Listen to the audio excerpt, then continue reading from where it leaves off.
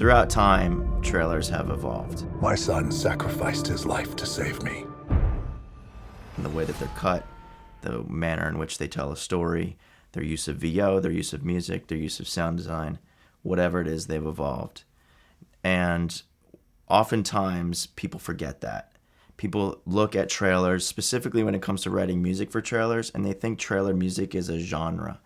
And every time someone comes to me and says, well, what music are you using? Or I wrote this trailer song. I look at it and I listen to it, and 9 out of 10 times, it's not that good. And I mean that objectively, not subjectively. Subjectively, it might be fantastic, but objectively, it's not that good because you wrote it for the wrong reason. There is no such thing as trailer music. And I always like to stress to our composers and our producers and anyone else that we're working with on the music side of things, you have to look at why something is working, not what is working. Now, for a long time, the Carmina Burana sound was the thing that worked, and people went to the big choir and the lush orchestra, and at the same time, they really enjoyed using Hans Zimmer's dark, lush strings that were really driving and very rock, like very heavy rock in the way that they were composed, and that worked. So a lot of people came with a lot of sound-alikes that represented that, and that all of a sudden became trailer music. Well, the fact is we didn't look at why it worked. And when you look at why it works, that transcends genre. I just want to say that was very, very impressive what you did back there.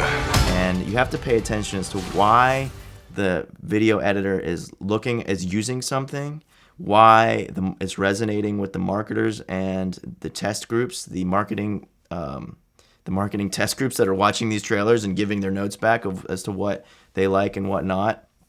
And the focus groups, that's what I was looking for. And really pay attention to why. And then once you understand why they're using something, you can take your own style and apply it to that. And now every person that we like to work with at Sense It has their own style. When I'm listening to an artist, a composer, whoever it is, if they send me something that is no style, that is not their style, I usually won't work with them, only because it's not unique. Now, there are exceptions to the rules. We have some great talented composers that do everything, and they do it very well, and they're the ones we call for every job. Even if we're calling other people, we send it to them as well because we know they're going to nail it. But that's a diamond in the rough. Typically, and I could speak as a musician, we have our own unique sound based on the music we listened to growing up, what resonates with us, our personal life experience, our talents on whatever instrument that we may like. I'm a bass player, so when I write things, they tend to be very rhythmic and deep. So that's my style. And so when I take my style, I think of how could that work in the context of a trailer.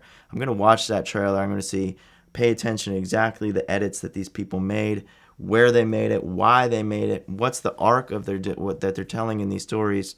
And once you understand why, you can figure out the how. If you chase the how, you're going to sound like everyone else, and no one's going to want to use your music. Oh, crap!